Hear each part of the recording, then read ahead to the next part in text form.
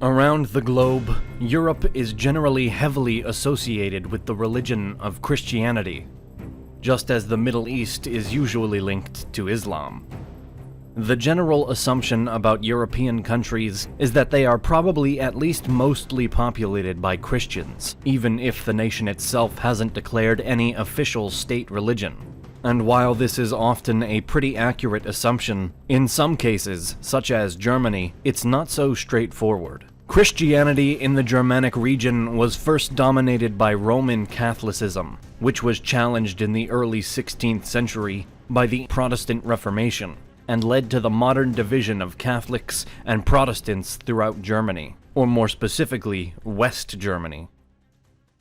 This episode is brought to you by CuriosityStream, a subscription streaming service that offers thousands of documentaries and non-fiction titles from some of the world's best filmmakers, including exclusive originals. CuriosityStream is the Netflix for history and science lovers, and it is also extremely affordable at under $20 a year.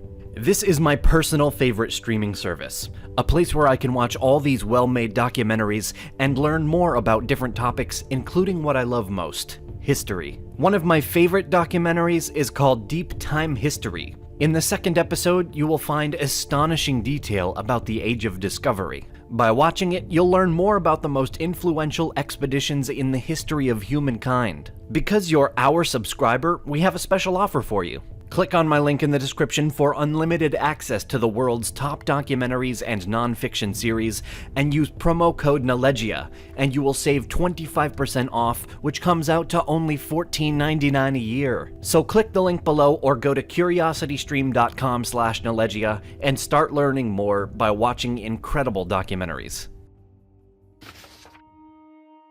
Although the Berlin Wall came down in 1989 as communism collapsed throughout the Eastern Bloc, the hope of being able to fully erase the effects of years under the Soviets' heavy hand has not yet been fully realized.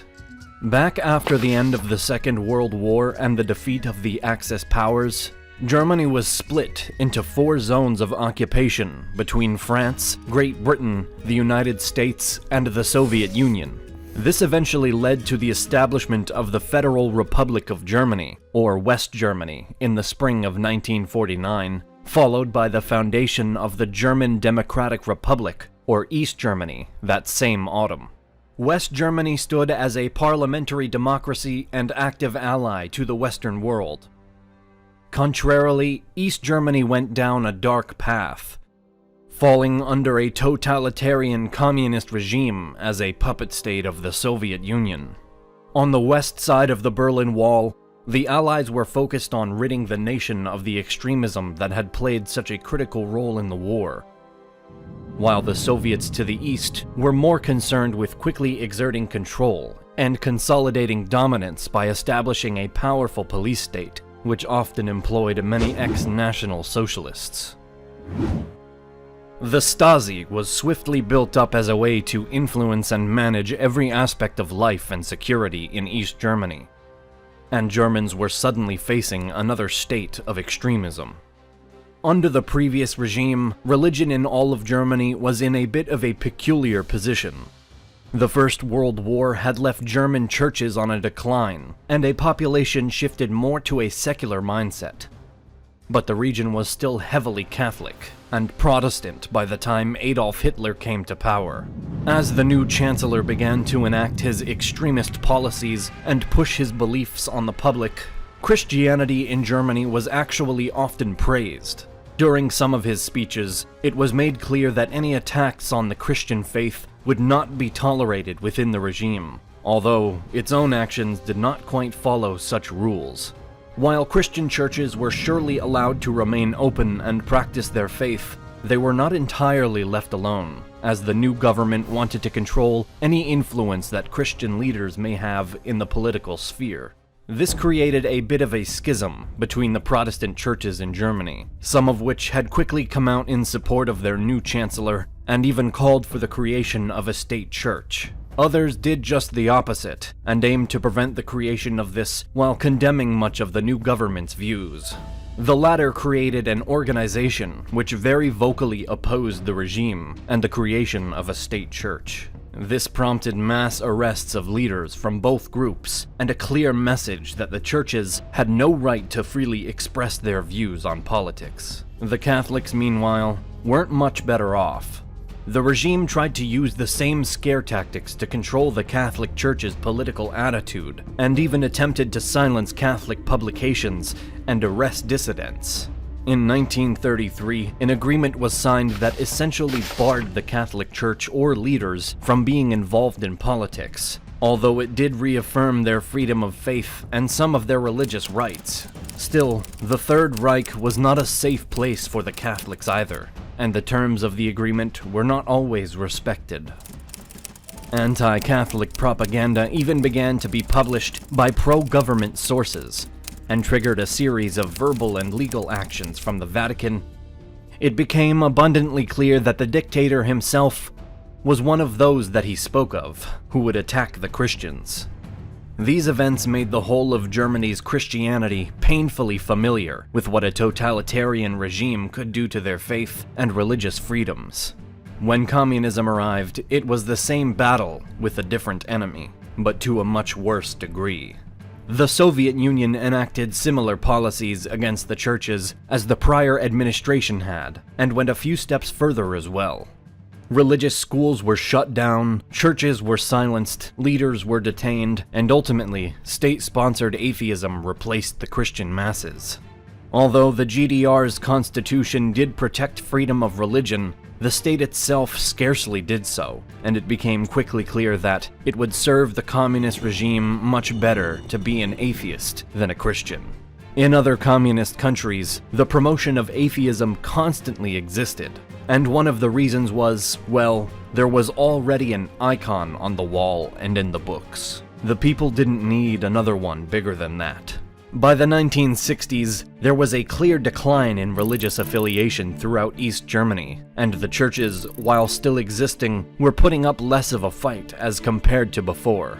A major blow to the GDR churches came when the physical wall went up in 1961, officially dividing the German Christians and removing most hopes of reunification pretty quickly, which contributed to the continuous decline. Although the East German Church was eventually able to adapt and find a way to safely exist under the communist dictatorship, there were still far too many societal consequences for Christians to convince the masses to fight against the state-sponsored atheism. So, as life continued on the GDR side of the Berlin Wall, more and more East Germans became atheists, and therefore would raise their children as atheists, and so on and so forth. Since for many people of any faith, religion is often a result of circumstances and an inherited affiliation, the more Christians that switch to the state-sponsored faithless belief, the more that would soon follow. And in a society that was actively persecuting and oppressing Christians, there remained little incentive for anyone to convert back, or for anyone raised atheist to consider joining the religion. After the fall of the wall in 1989, the thought was that Christianity would bounce back to what it had been before, and what it still was in the West, particularly because the remaining churches were significant participants in the peaceful revolution. Much to the disappointment of the remaining believers, this didn't actually happen. There wasn't a huge rush back into the faith, and the combination of growing secularism prior to the Second War and then the subsequent communist era essentially alienated the vast majority of the new former GDR citizens from religion. As was said before, atheism was promoted in other communist countries as well, but didn't have the impact as it did in East Germany, which had a Protestant majority. Which is one of the reasons for the collapse of Christianity here, as the Protestants are not that zealous as the Catholic or Orthodox Christians. Today, the total of Germany is still widely Christian, and it remains the largest faith in the nation. Roughly 55% of the country is Christian in some form, with about 27.2% being Catholic and 24.9% Protestant. While these numbers seem like a potential sign of victory for the post-communism churches, it's actually quite shocking when you dig deeper. If you were to create a map of these percentages, including the roughly 40% of the population that describes themselves as atheists or non-religious, you would see a striking pattern. Draw a line right along where the Berlin Wall once stood, and now you've almost completely separated the Christians from the atheists.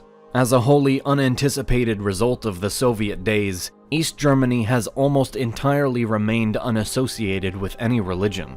Close to the border on the west side, apart from a few pockets of atheism and Catholicism, we mostly see Protestant communities. Further to the west and south, the Catholics remain the majority. Even more stunning, one survey done in East Germany a few years back concluded that the survey takers were unable to find a single person of religious affiliation under the age of 28. It appears that those who were children during or after the communist period have simply continued to remain loyal to the once state-sponsored belief system, and the hope of a bounce back to faith was shattered. So to answer the question of why East Germany is viewed by some as one of the most godless places on Earth, you have to follow the chain of events that came to a head with the establishment of the GDR and communist regime. Growing secularism, major conflict during World War II, and then the events that occurred behind the Berlin Wall caused a slow and steady push toward atheism.